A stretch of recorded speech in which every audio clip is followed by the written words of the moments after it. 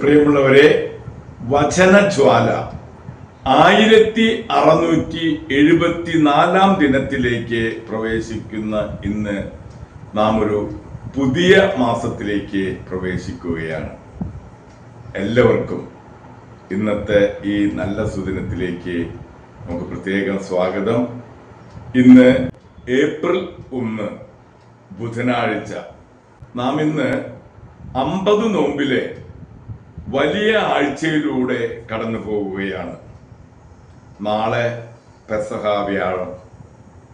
ഇന്നത്തെ വചന വായനയിൽ ജെറമിയായുടെ പുസ്തകം 44-ാം അധ്യായം 15 മുതൽ 30 വരെയുള്ള തിരുവാക്യങ്ങളാണ് നാം ഇന്ന് ശ്രവിക്കുക. തങ്ങളുടെ ഭാര്യമാർ അന്യദേവന്മാർക്ക് ധൂപമർപ്പിച്ചുവെന്നറിഞ്ഞ് പുരുഷന്മാരും സമീപത്തു നിന്ന സ്ത്രീകളും വലിയ സമൂഹവും ഈജിപ്ത് ദേശത്ത് പത്രോസിൽ വസിച്ചിരുന്ന എല്ലാ ജനങ്ങളും ഒരുമിച്ച് ജെറമിയായോട് പറഞ്ഞു, കർത്താവിന്റെ നാമത്തിൽ നീ പറഞ്ഞ കാര്യങ്ങൾ ഞങ്ങൾ അനുസരിക്കുകയില്ല.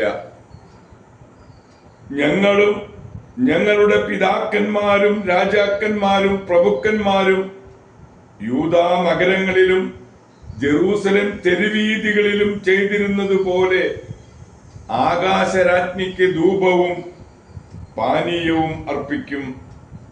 അന്ന് ഞങ്ങൾക്ക് ഭക്ഷ്യ സമൃദ്ധി ഉണ്ടായിരുന്നു. യാതൊരു അനർത്ഥവും തീണ്ടാതെ ഞങ്ങൾ സുഖമായി കഴിഞ്ഞിരുന്നു. എന്നാൽ ആകാശരാജ്ഞിക്കുള്ള ധൂപാർച്ചനയും പാനീയബലിയും നിർത്തിയത് മുതൽ ഞങ്ങൾക്ക് എല്ലാറ്റിനും വെറുതെയാണ്. പട്ടിണിയും പടയും ഞങ്ങളെ വിഴുങ്ങുകയാണ്.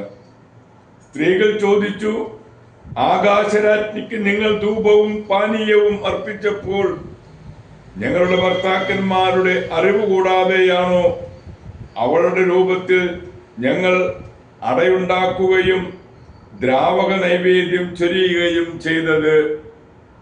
അപ്പോൾ ജെറമിയ ജനത്തോടും പുരുഷന്മാരോടും സ്ത്രീകളോടും എല്ലാവരോടുമായി ഇങ്ങനെ മറുപടി പറഞ്ഞു, സകലരോടും പറഞ്ഞു, നിങ്ങളുടെ പിതാക്കന്മാരും രാജാക്കന്മാരും പ്രഭുക്കന്മാരും ദേശത്തിലെ ജനവും യൂദാ നഗരങ്ങളിലും ജെറൂസലേം വീഥികളിലും ധൂപമർപ്പിച്ചത് കർത്താവ് അനുസ്മരിക്കുകയും അതിനെപ്പറ്റി ചിന്തിക്കുകയും ചെയ്തില്ലേ? നിങ്ങളുടെ ദുഷ്പ്രവർത്തികളും മ്ലേച്ഛതയും കർത്താവിന് അസഹ്യമായി തീർന്നു. അതുകൊണ്ടാണ് നിങ്ങളുടെ ദേശം ഇന്നും വിജനവും ശാപഗ്രസ്തവും ബീഭത്സവുമായിരിക്കുന്നത്. നിങ്ങൾ കർത്താവിന്റെ വാക്ക് കേൾക്കാതെ അവിടുത്തെ നിയമങ്ങളും കൽപ്പനകളും ചട്ടങ്ങളും ലംഘിച്ച് ധൂപമർപ്പിച്ച് കർത്താവിനെതിരായി പാപം ചെയ്തതുകൊണ്ടാണ് ഈ അനർത്ഥങ്ങൾ ഇന്നും നിങ്ങളുടെ മേൽ പതിച്ചിരിക്കുന്നത്. ജെറമിയ എല്ലാവരോടും പ്രത്യേകിച്ച് സ്ത്രീകളോട് പറഞ്ഞു, ഈജിപ്തിൽ വന്ന് പാർക്കുന്ന യൂദാക്കാരെ, കർത്താവിന്റെ വാക്കു കേൾക്കുവിൻ. ആകാശരാജ്ഞിക്ക് ധൂപവും പാനീയവും അർപ്പിക്കുമെന്ന് ചെയ്ത പ്രതിജ്ഞ നിറവേറ്റുമെന്ന് നിങ്ങളും നിങ്ങളുടെ ഭാര്യമാരും നാവുകൊണ്ട് പറയുകയും കരങ്ങൾ കൊണ്ട് അനുഷ്ഠിക്കുകയും ചെയ്തിരിക്കുന്നു. ശരി, നിങ്ങളുടെ നേർച്ചകൾ നിറവേറ്റുവിൻ, പ്രതിജ്ഞകൾ പാലിക്കുവിൻ.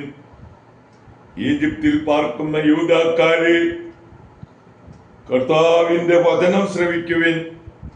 എന്റെ മഹത്തായ നാമത്തെ സാക്ഷിയാക്കി ഞാൻ ശപഥം ചെയ്യുന്നു, കർത്താവാണ് എന്ന് സത്യം ചെയ്യാനായി യൂദാ വംശത്തിലും ഈജിപ്തിൽ ഒരിടത്തും എന്റെ നാമം ഉച്ചരിക്കുകയില്ല.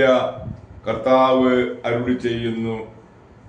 നന്മ ചെയ്യാനല്ല, അനർത്ഥങ്ങൾ വരുത്താനാണ് ഞാൻ അവരുടെ നേരെ തിരിയുന്നത്. ഈജിപ്തിൽ വസിക്കുന്ന യൂദാ വംശജർ നിശേഷം നശിക്കുന്നവരെ വാളും ക്ഷാമവും അവരെ വേട്ടയാടും. എന്നാൽ ചെറിയ ഒരു ഗണം വാളിൽ നിന്ന് രക്ഷപ്പെട്ട് ഈജിപ്തിൽ നിന്ന് യൂദയായിലേക്ക് മടങ്ങിപ്പോകും. അപ്പോൾ എൻ്റെ വചനമാണോ തങ്ങളുടെ വചനമാണോ നിലനിൽക്കുന്നത് എന്ന് ഈജിപ്തിൽ വന്ന് പാർക്കുന്ന യൂദയായുടെ അവശിഷ്ട ഭാഗം അറിയും. നിങ്ങളുടെ മേൽ അനർത്ഥം വരുത്തും എന്ന് ഞാൻ ചെയ്ത ശപഥം ഈ ദേശത്ത് നിന്ന് നിങ്ങളെ ശിക്ഷിച്ചുകൊണ്ട് പൂർത്തിയാകും എന്നതിന് ഇതാ ഞാനൊരു അടയാളം തരുന്നു. കർത്താവ് അരുളി ചെയ്യുന്നു, ഇതാ ഈജിപ്ത് രാജാവായ ഫറവോ ഹോഫ്രായെ അവന്റെ ജീവൻ വേട്ടയാടുന്ന ശത്രുക്കളുടെ കൈകളിൽ ഞാൻ ഏൽപ്പിച്ചു കൊടുക്കും.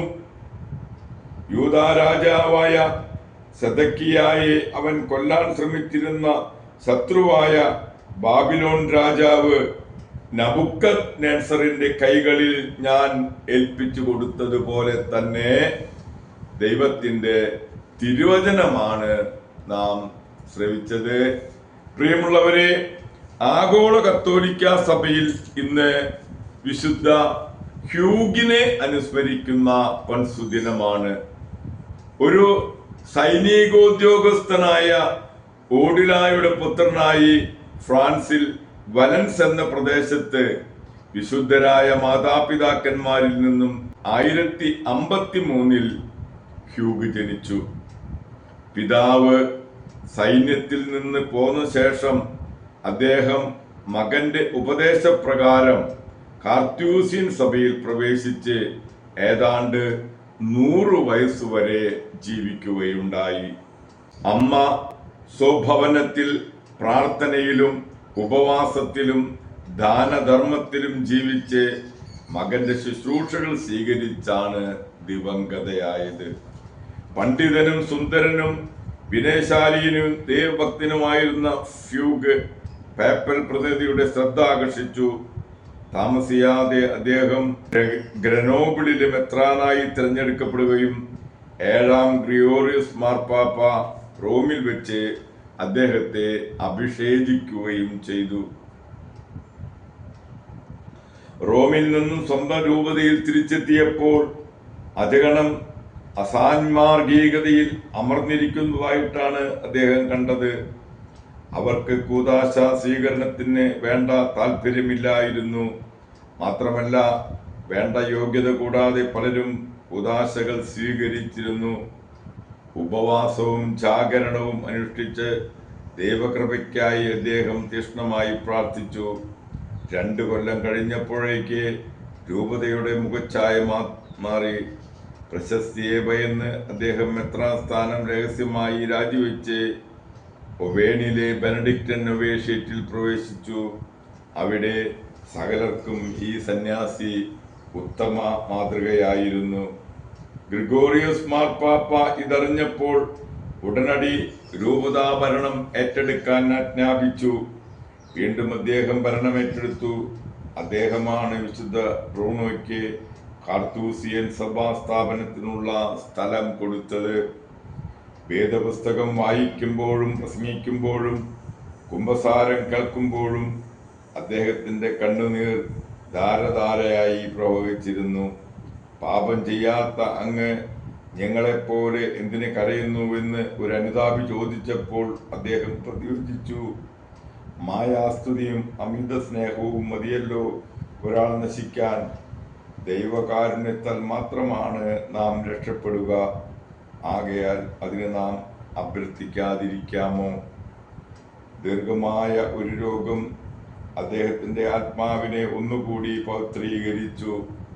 വാർദ്ധക്യത്തിൽ ഓർമ്മ നഷ്ടപ്പെട്ടു പോയെങ്കിലും സങ്കീർത്തനങ്ങളും സ്വർഗസ്ഥനായ പിതാവേ എന്ന ജപവും ചൊല്ലാൻ അദ്ദേഹത്തിന് കഴിഞ്ഞിരുന്നു. അവ ആവർത്തിച്ചൊല്ലിക്കൊണ്ട് 1232 ഏപ്രിൽ 1-ാം തീയതി അദ്ദേഹം ഈ ലോകത്തോട് യാത്ര പറഞ്ഞു. അദ്ദേഹത്തിന്റെ വിയോഗത്തിൽ